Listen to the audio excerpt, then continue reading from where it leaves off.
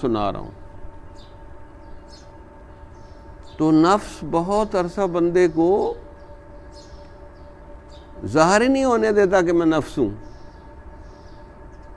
بڑے اخلاص کے ساتھ آپ کو خواہشات آپ کے دل میں پیدا ہے، آپ کی ضروریات بنا بنا کے پیش کرے گا. اس لیے حضرت امام ربانی مجدد علیہ الثانی نے فرمایا ضرورت سے زیادہ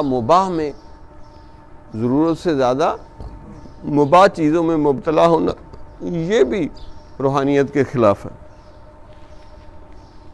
جتنی ضرورت ہے اس سے زیادہ آپ مباح میں مبتلا ہو جائیں.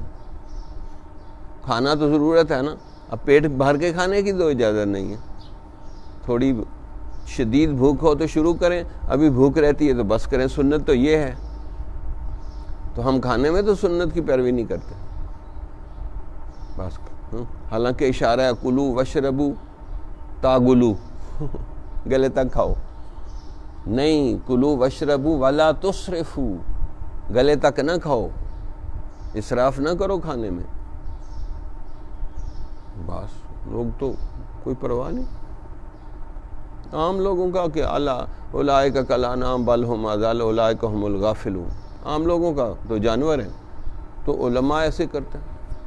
کل ایک شادی میں مجبوراً جانا پڑا، کھا ڈال کے اتنا پھینک دیا. یار یہ فضول خرچی کر رہے ہیں آپ. بھئی جتنی ضرورت ہے اتنا ڈالو. ان المبذرین کانوا اخوان الشیاطین، بے شک فضول خرچی کرنے والے شیطان کے بھائی ہیں. آپ چاہ والی اتنی چیزیں پھینک دی. تو یہ نفسانیت پوری زندگی میں چلی جاتی ہے. تو بھئی یہ بہت خطرناک ہے نفس جو آپ کے پہلو میں ہے. کوئی ادھر کہتا ہے، کوئی ناف کے نیچے کہتا ہے. نفس ہی نفس ہے. اچھا، تو سب سے بڑا دشمن نفس ہے اور ہم سب سے بڑے دشمن سے غافل ہیں.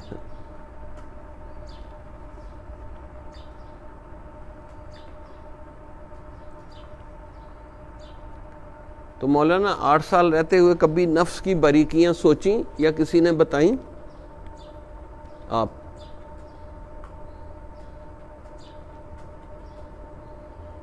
نفس کی باریکیاں کبھی سوچیں یا کسی نے بتائیں؟ کیوں نہیں سوچیں، کیوں نہیں بتائیں؟ اتنا بڑا گرو گھنٹال ہے یہ آپ کا دشمن. بولے، آپ کو کہہ رہا ہوں. کوئی بھائی ہوں ہاں تو کرو. کیا سوچا؟ اس سوچ کا نتیجہ بتائیں. نفس کیا؟ ہمارے یہ نفس ہم سے دبے کس طرح، ہم اس پر کس طرح پائیں. پھر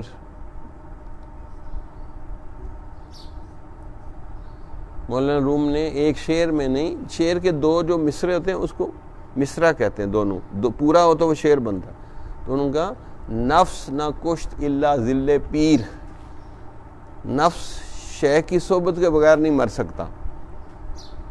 نفس ناتواں کشت الا ذل پیر، پیر کے سائے کے بغیر، اس کی صحبت کے بغیر نہیں یہ کچلا جا سکتا.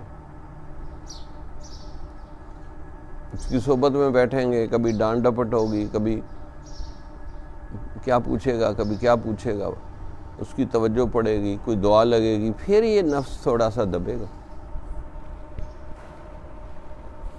اسی لیے کتابوں میں لکھا ہے کہ نفس جتنا زیادہ مزکہ ہو جائے اس کے سے بدگمانی رکھنی چاہیے. حسن ظن اپنے نفس سے نہیں رکھنا چاہیے. یہ سانپ کی طرح، جتنا مرضی سانپ شریف ہو جائے، ڈنگ مارنے سے تو باز نہیں آئے گا. تو چھوٹے چھوٹے واقعات سے عبرت حاصل کرنی چاہیے. یہ جو پیلی رنگ کی مدوڑی پھرتی ہے نا، وہاں کمرے میں تھی، ایسی مری سی بیٹھی تھی. میں نے کہا اس کو اٹھا کے باہر پھینکتا ہوں. تو میں نے کپڑے سے اس کو پکڑا تو باہر پھینکنے لگا، وہ میرے پاؤں پہ گر گئی. بالکل ادموئی تھی. اس نے گرتے گرتے بھی مجھے ڈنگ مار دیا. میں نے کہا یہ نفس کی مثال ہے. اب ادموئی ہے اور گرتے گرتے بھی اس نے ڈنگ مار دیا اور تکلیف ہوئی، پاؤں سوج گیا. ایسے ہی ہے نفس، بچتے بچتے بھی ڈنگ مار دے گا. یعنی خواہش تو خواہش ہی ہے.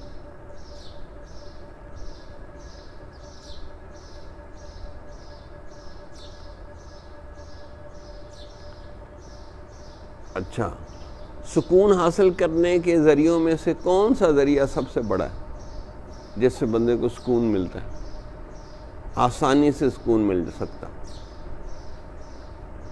آپ بتائیں.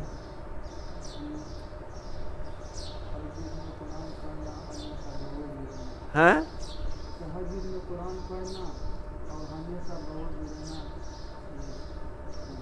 ماشاء اللہ، تہجد میں قرآن پڑھنا اور ہمیشہ باوضو رہنا اور ہمیشہ اللہ سے راضی بھی رہنا. اگر نہیں راضی رہیں گے تو کیا بگاڑیں گے؟ اس سے نفس مطمئنہ حاصل ہو جاتا ہے. جو بندہ ہمیشہ اپنے رب سے راضی رہے، یہ نفس مطمئنہ حاصل ہو جاتا ہے.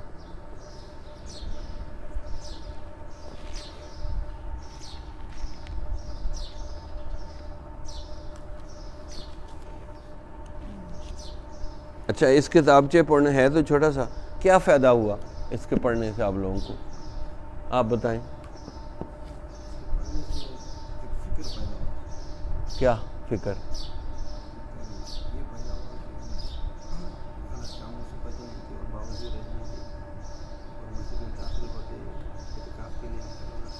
کیا؟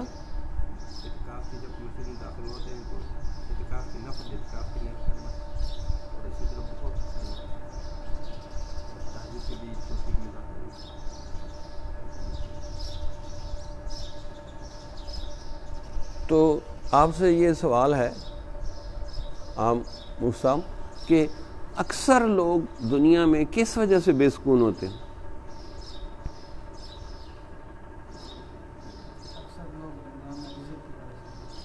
ماشاء اللہ، کہ اکثر لوگ رزق کی وجہ سے پریشان ہوتے ہیں.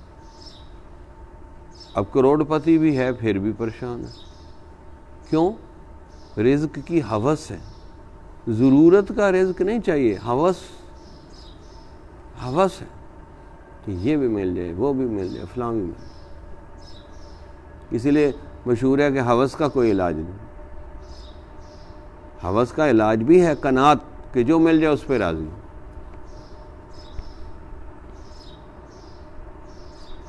اسی لیے شاید حضرت علی رضی اللہ عنہ کا کہو القناعۃ مال لا ينفد.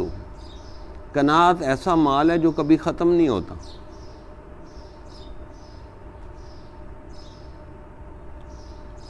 کانے کا معنی فرمان بردار بھی ہوتا ہے اور کانے کا معنی قناعت کرنے والا بھی ہوتا ہے.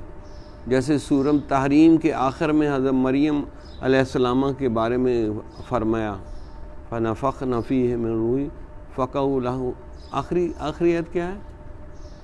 اکانت من القانتین. وہ قناعت کرنے والوں میں سے تھی، فرما برداروں میں سے تھی. یعنی اگر قناعت آ جائے، ہوس چھوٹ کے آپ میں قناعت آ جائے تو آپ فرما بردار بن جائیں گے. یعنی ایک ایسا نقطہ ہے، ہوس چھوڑ کے قناعت آ جائے تو بس فرما بردار بن گئے. کانے، قناعت کرنے والا، کانے تین.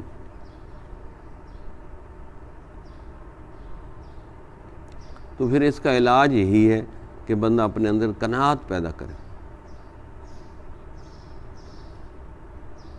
اب یہ کیسے پیدا ہوگی؟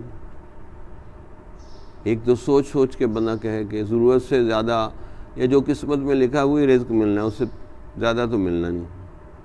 اور پھر قناعت والے لوگوں کی صحبت میں بیٹھے تو اس سے پھر آہستہ آہستہ قناعت پیدا ہو جاتی. بچوں کی صحبت میں بیٹھیں گے آپ کو کھیلنے ہنسنے کا شوق ہو جائے گا، بلکہ بچے کے ساتھ یہی کچھ کرنا پڑتا ہے. عورتوں کی صحبت میں بیٹھیں گے آپ کو مال پیسے ٹیپ ٹاپ کا شوق ہو جائے گا، خواہ محرم عورتیں کیوں نہ ہوں.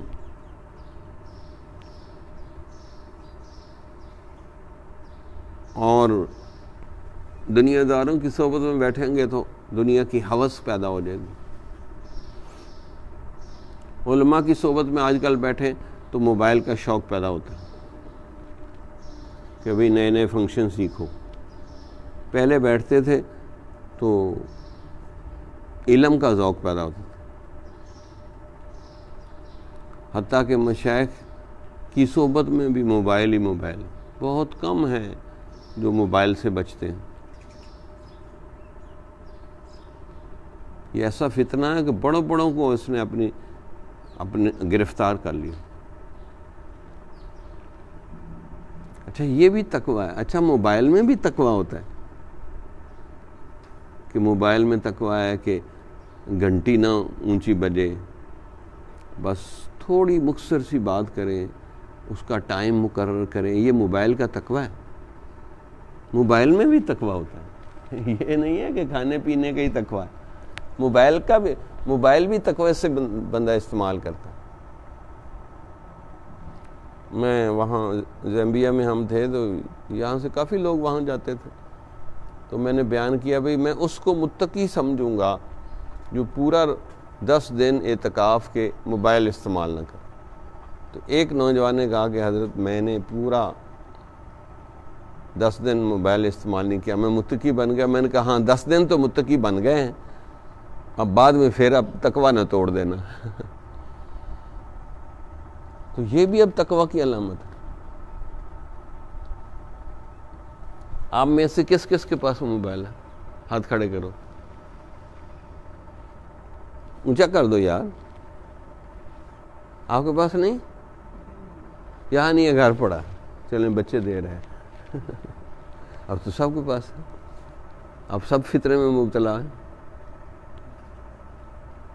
اچھا میں نے سمجھا کہ ہم نے آپ لوگوں سے موبائل لے لیے، وہ سب دیو کوئی فتویٰ ان سے ہم موبائل لیں۔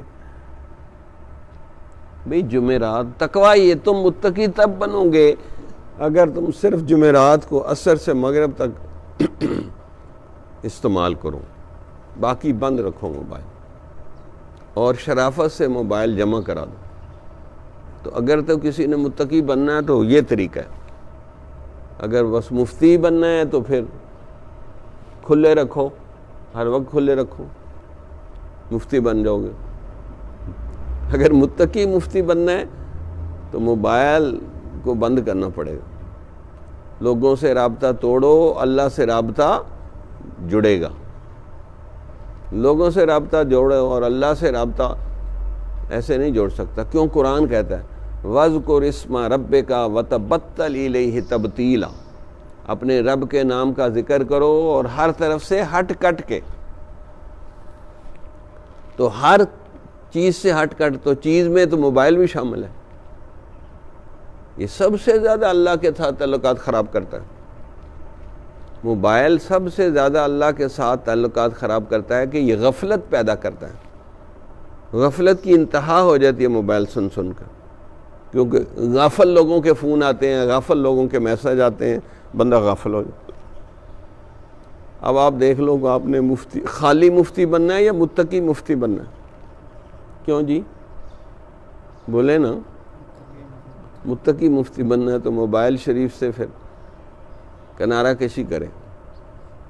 ہاں جب یہاں کورس ختم ہو جائے تو پھر لکھ لیں جی اتنے گھنٹے میں نے موبائل نہیں سنا، تو بعد میں قضا کر لیں، بعد میں قضا کر لیں۔ ہمارے حضرت جب یونیورسٹی میں پڑھتے تھے، انجینئر بن رہے تھے، تو حضرت کہتے تھے کہ ہم یعنی روز تقریباً 3 گھنٹے مراقبہ کرتے تھے۔ تو امتحان کے دنوں میں بہت مشکل ہوتا ہے مراقبہ کرنا، تو ہم لکھتے رہتے تھے کہ بھئی 52 گھنٹے مراقبہ نہیں کر سکے، تو پھر چھٹیوں میں 52 گھنٹے پورا کرتے تھے مراقبہ، قضا کرتے تھے۔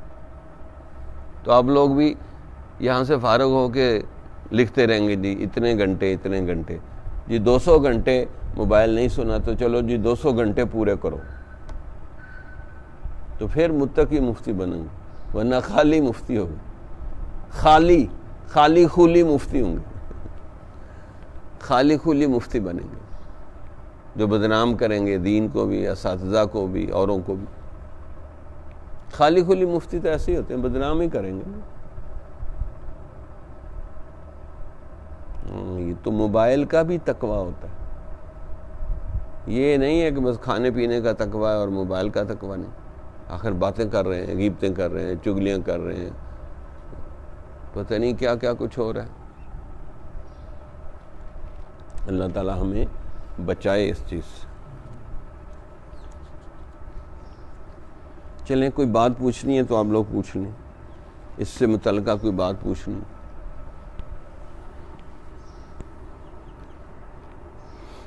جلدی سے پوچھ لیں, میں نے پھر پیریڈ ختم کرنا. کوئی بات سمجھ نہیں آئی یا کوئی بات ذہن میں آ رہی ہے. نفس کی 3 اقسام ہیں, نفس امارہ, نفس لوامہ, نفس مطمئنہ. یہ 3 قسمیں اس کی. امارہ یہ جو ہر وقت بری سوچ, بری خیالات آتے رہیں, یعنی برائی کا غلبہ رہے.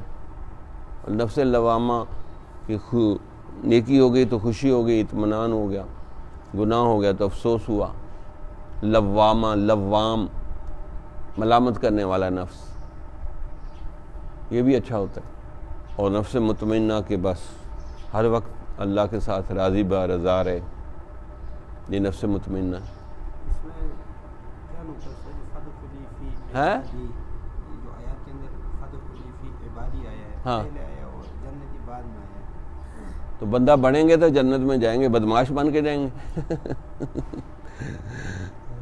یعنی میرے خاص بندوں میں داخل ہو جاؤ اور میری جنت میں داخل ہو جاؤ. بندہ بن جانا یہ بڑی بات, عجیب بات ہے. اس لیے علامہ اقبال نے کہا عبد دیگر عبد ہو چیز دیگر. بندہ ہونا کوئی اور چیز ہے اور اللہ کا بندہ بن جانا کوئی اور چیز ہے. تو یہاں عبد ہو ہے, سبحان الذی اسرا بعبدہ, بے نبی ہی بے رسول ہی بھی نہیں کہا کہ نبی جتنا مرضی اوپر چلا جائے پھر بھی بندہ ہی رہے گا, اللہ جتنا مرضی نیچے آ جائے پھر بھی اللہ ہی رہے گا. تو اس لیے کہ بندہ بننا ہی بڑی بات ہے. تو بندہ بن جائے تو بس کام بن گیا. حضرت امام حسن بصری ایک غلام خرید کے لائے. نوجوان تھا, کیا کھاؤ گے حضرت؟ میں غلام ہوں, بندہ ہوں, آپ کا غلام ہوں, جو مرضی کھلا دو. کہاں سوئیں گے؟ حضرت میرا تو کوئی مرضی نہیں, جو جہاں مرضی آپ اشارہ کر دیں میں سو جاؤں گا. کیا پہنو گے؟ حضرت جو آپ کپڑے دے دیں گے پہن لوں گا. تو حضرت ایسے بے ہوش ہو گئے. انہوں نے پانی کے چھینٹے مارے. کہا حضرت کیا ہوا؟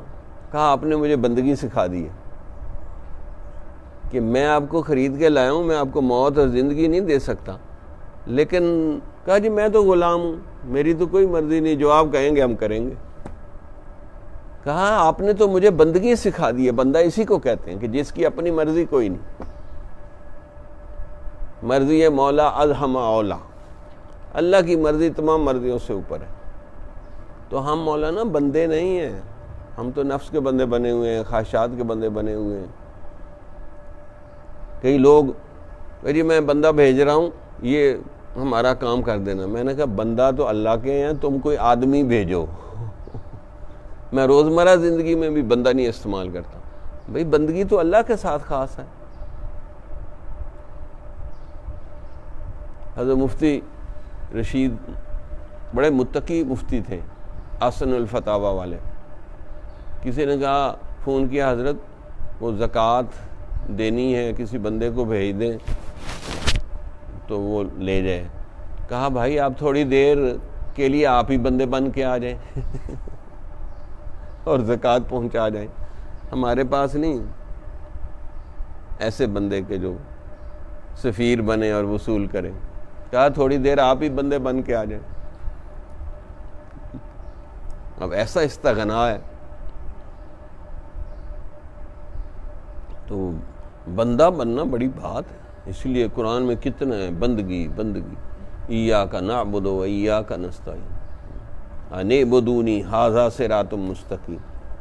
ہم نے دعا کی نا اہدنا الصراط المستقیم, تو اللہ نے کتنے جواب دیے, ان اعبدونی ھذا صراط مستقیم, ان اللہ هو ربی و ربکم فاعبدوہ ھذا صراط مستقیم. اور ایک جگہ بالکل شارٹ کٹ جواب دیا, وَمَن يَعْتَصِم بِاللَّهِ فَقَدْ هُدِيَ إِلَىٰ صِرَاطٍ مستقیم. جس نے اللہ کو پکڑ لیا مضبوطی سے, اس کو سیدھے راستے کی ہدایت مل گئی. تو یہ ہدایت کے جواب دیے اللہ نے. تو بندہ بننا تو بڑی بات ہے. ہم بندے ہی تو نہیں بنے ہوئے نا، اس لیے تو کام خراب ہے. شکل بندوں والی ہی ہے، کام تو بندوں والے نہیں. تو بندہ بن گیا تو سبحان اللہ. اس لیے فرمایا کہ میرے بندوں میں داخل ہو جاؤ تو میری جنت میں داخل ہو جاؤ. اور کیا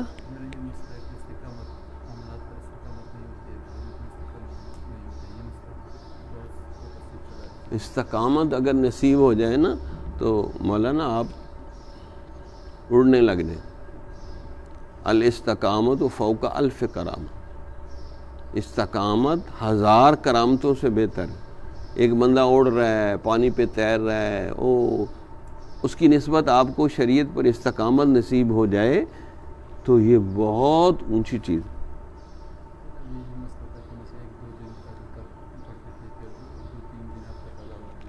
اس کے لیے یہ طریقہ ہوتا ہے استقامت کا کہ یہ جو آپ نے کہا نا تہجد پڑھتے تھے، میں تہجد پڑھتا ہوں، یہ اپنی طرف منسوب نہ کریں کہ اللہ نے مجھے تہجد پڑھائی. یعنی دماغ میں بیٹھ جائے، غلطی سے بھی منہ سے نہ نکلے کہ میں نے پڑھی ہے. یا اللہ تو نہیں پڑھائی، تو ہی پڑھاتا ہے، تو ہی پڑھائے گا، تہجد پڑھا دے. تو 100% ذہن میں یہ بٹھا لیں کہ اعمال کی نیت اور اعمال کی توفیق اللہ کی طرف سے ملتی. اس سے عجب و تکبر بھی نہیں آئے گا اور اعمال بھی قبول ہو جائیں گے.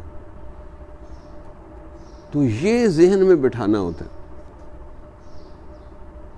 اور پھر مشائخ کی صحبت اس لیے ہوتی ہے کہ ان کو استقامت حاصل ہوتی ہے. تو ان کی استقامت کی وجہ سے ساتھ والوں کو بھی استقامت. اب میں روز آپ لوگوں کو کہتا رہتا ہوں نا پگڑی باندھو پگڑی باندھو، یہ ایک استقامت سکھانے کے لیے. اب آسان سا کام ہے نا پگڑی باندھنا، کوئی مشکل کام ہے؟ اب ایک کام آپ کو استقامت سے کرنے آ گیا، اس کی برکت سے دوسرے کام بھی آ جائیں گے. وضو پہ استقامت آ جائے گی، تہجد پہ استقامت آ جائے گی، اسی طرح بہت سے اعمال میں استقامت آ جائے گی. تو پھر آپ مستقیم الحال بن جائیں گے. اسی لیے مفسرین نے لکھا ہے کہ حضور صلی اللہ علیہ وسلم نے فرمایا کہ سورہ ہود اور اس کی بہنوں نے مجھے بوڑھا کر دیا. اور فرمایا سورہ ہود میں یہ آیت فاستقم کما امرت. ہمارے بڑے حضرت اس کا ترجمہ کرتے تھے کہ تکلے کی طرح سیدھے رہیں جیسے آپ کو حکم ہوا. سمجھتے تکلا جس کے اوپر وہ روئی نہیں لپیٹتے، بالکل وہ سیدھا ہوتا ہے، ذرا بھی ٹیڑھا ہو تو وہ چل نہیں سکتا.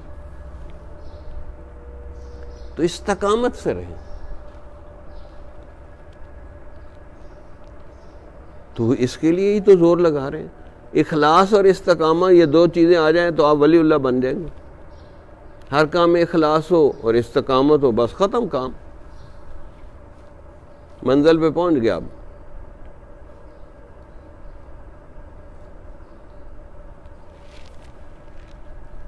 میں تو آج چھٹی کرنے لگا ہوں. مرے تھے جن کے لیے وہ رہے وضو کرتے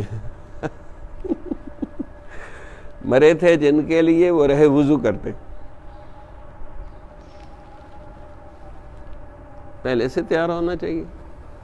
تو یہ اخلاص اور استقامت اونچی چیزیں ہیں. یہ مل گئی تو بس ہو گیا کام آپ کا. تو ہم بندے کا یہی دیکھتے ہیں، اخلاص نصیب ہو جائے، استقامت نصیب ہو جائے تو مشائخ نسبت منتقل کر دیں گے آپ کو. اخلاص نصیب ہو جائے، استقامت نصیب ہو جائے اور شیخ کی محبت پہ استقامت ہو جائے، نبی صلی اللہ علیہ وسلم کی محبت پہ استقامت نصیب ہو جائے.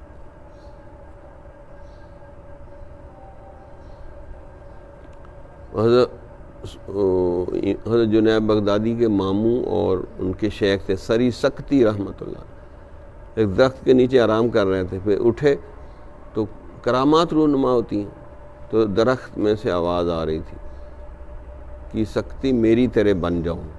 ان کا جی تیری طرح کیسے بنے؟ کہا لوگ مجھے پتھر مارتے ہیں، میں آگے سے پھل گراتا ہوں کہ لوگ آپ کو پتھر ماریں تو آپ دعا دیں. لوگ مجھے کلاڑے سے کاٹتے ہیں تو میں ان کا چولہا گرم کرتا ہوں آگ جلا کے. تو وہ بڑے متاثر ہوئے. کہا اتنی خوبیوں کے باوجود میرے میں ایک خامی ہے جس کی وجہ سے ساری خوبیوں ختم ہو گئی ہیں کہ میرے میں استقامت نہیں ہے. جدھر کی ہوا چلتی ہے ادھر کو میں جھک جاتا ہوں تو ساری خوبیاں ختم ہو جاتی. تو استقامت نصیب ہو جانا یہ تو بہت کرامت سے افضل ہے.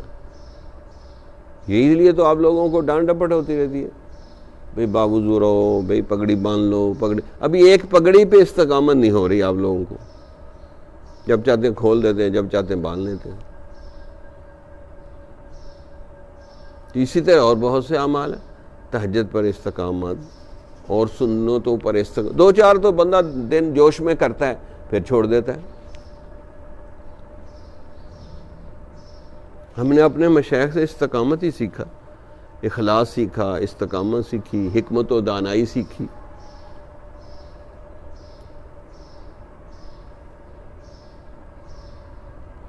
تو مدرسوں میں یہ گڑبڑ ہو گئی کہ علم علم علم بس، آگے عمل، اخلاص، حکمت و دانائی، عشق و محبت، رضا بالقضاء کچھ بھی نہیں. بس جی پگڑی بند گئی، بس گھر جا کے اور جی میں فلاں جگہ سے فارغ ہوا ہوں تو میں کہتا ہوں فارغ ہی رہنا. اب فلاں جگہ سے میری فراغت ہے، میں نے کہا بس اب فارغ ہی رہنا. بھئی فراغت اس لیے ہوئی ہے کہ اب کچھ کرو جا کے. فارغ اس لیے نہیں ہوا کہ بس اب گھوم رہے ہیں پھر رہے ہیں. تو بھئی استقامت، اخلاص، حکمت و دانائی. اب کل ایک شادی میں بیان تھا، بہت مشکل ہوتا بیان، اور وہاں بڑے بڑے افسر، ڈی سی ریٹائرڈ، اے سی، ڈی سی، بڑے بڑے ملکوں سے لوگ آئے ہوئے تھے. اب وہاں بیان کرنا تھا. اب میرے سے حضرت کے خلیفہ بھی ایک بیٹھے. اب میں ان کا بڑا ادب کرتا ہوں، محبت کرتا ہوں. تو میں نے بیان کیا، میں نے کہا جی ترتیب ایسے ہے، میں بیان کروں گا، آپ نقاب پڑھائیں گے، میں پھر بعد میں دعا کر لوں گا تاکہ ان کا بھی حصہ پڑ جائے، میرا بھی حصہ پڑ جائے. اب بیان کیا ہونا چاہیے شادی کے موقع پہ؟ بولے کیا ہونا چاہیے؟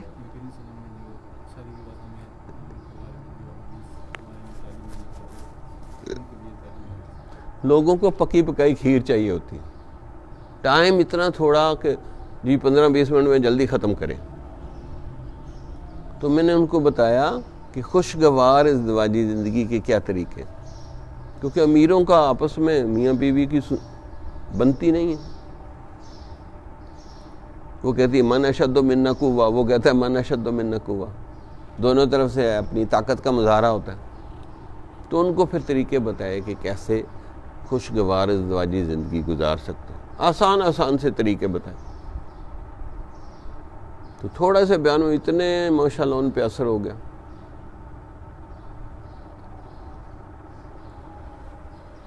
تو موقع کی مناسبت سے کیا بات کہنی ہے، کیسے کہنی ہے، اس کے لیے کامل رجوع اللہ ہونا ضروری ہے.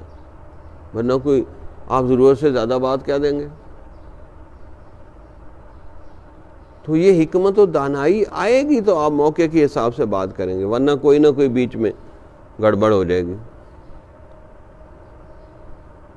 دیکھو نا جس درجے کے لوگ بیٹھے ہیں ان کے حساب سے بات کرنی. 2-4 انگریزی کے لفظ بولیں، کوئی انگریزی کی کوٹیشن بولیں، کوئی شعر سنائیں، کوئی ایت سنائیں کچھ. اچھا پھر شادی کے موقع پہ لوگ مل رہے ہیں، کوئی کیا کر رہا ہے، کوئی کیا کر رہا ہے، سنتے ہی نہیں بیان. یہ بڑا مشکل ہوتا ہے. تو ایک وہ جو میزبان تھا وہ اس سے مل رہا، اس سے مل رہا، میں نے اشارہ کیا کہ بیٹھ جا، بعد میں مل لینا. تو اس کو احساس ہو گیا کہ جلدی احساس ہو جاتا ہے ان لوگوں کو. اشارہ کافی ہے.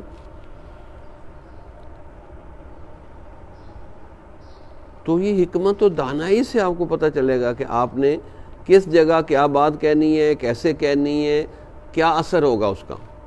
اس لیے نبیوں کو نبوت بعد میں ملتی ہے اور حکمت و دانائی پہلے ملتی ہے. وَلَمَّا بَلَغَ أَشُدَّهُ آتَيْنَاهُ حُكْمًا وَعِلْمًا.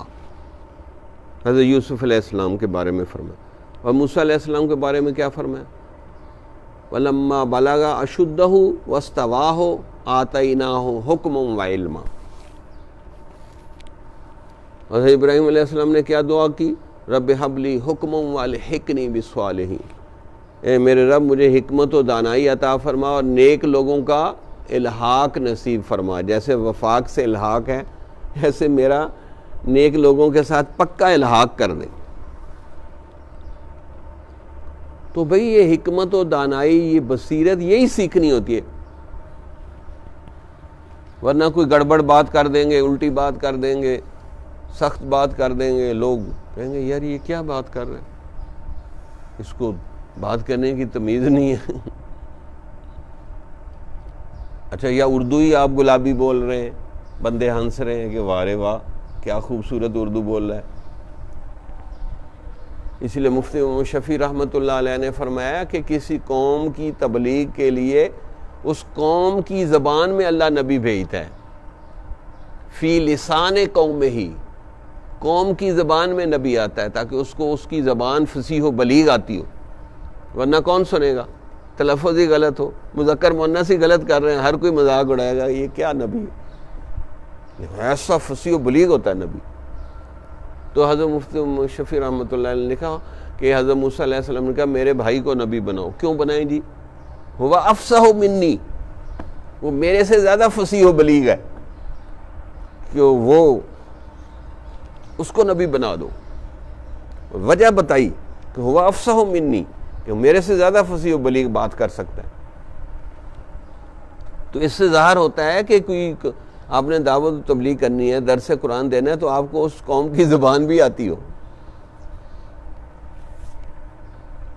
اس قوم کی زبان بھی آتی ہو۔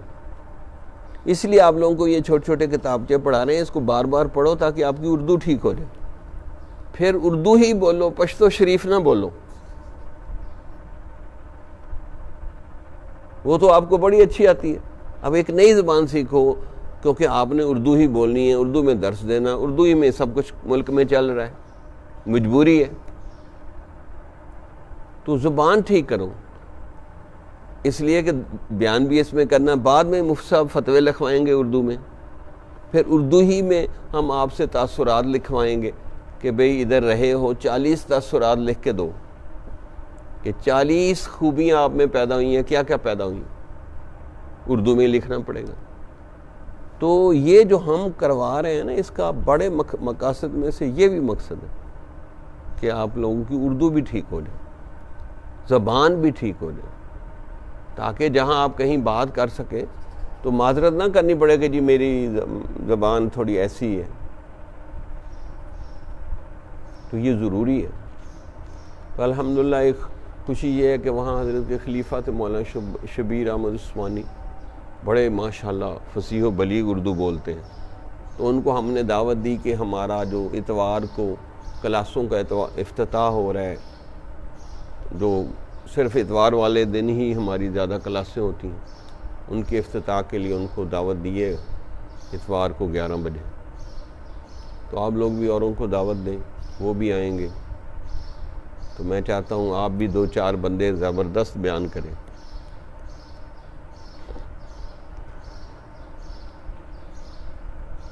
تو ان کو افتتاح کے لیے بلایا، بہت اچھا حضرت کا تعارف وہ کرواتے تھے کہ ہم کہتے ہیں جو دوسری کلاسیں ہیں، تین کلاسیں ہیں نا، تو ان کا بھی افتتاح کروا دیں۔ تو اس کے لیے آپ لوگ بھی درد و غم پیدا کرنا کیوں، دعوت کا درد و غم پیدا کرنا کیوں ضروری ہے، کیا کیا اس کے فوائد ہیں۔ تو آپ بھی اس موضوع پر تیار رکھیں، شاید کسی کو بیان کرنے کا موقع مل جائے۔ تو اللہ سے دعا ہے کہ اللہ تعالی ہمیں ہر وقت دعوت دینے کے لیے بھی تیار رہنے کی توفیق دے، اور موت کے لیے بھی ہر وقت تیار رہنے کی توفیق دے، تاکہ اگر اچانک موت آ جائے تو ہم بالکل تیار ہوں۔ وآخر دعوانا الحمدللہ۔ مراقبہ۔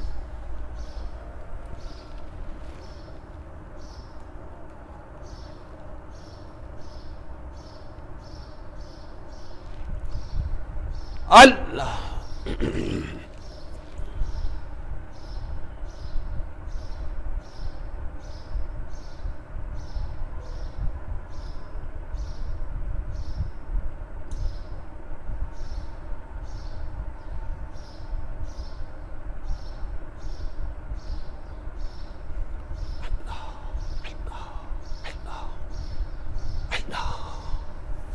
لا الہ الا اللہ اللہم صلی علی ربنا تقبل منا انک انت السمیع العلیم وتب علینا انک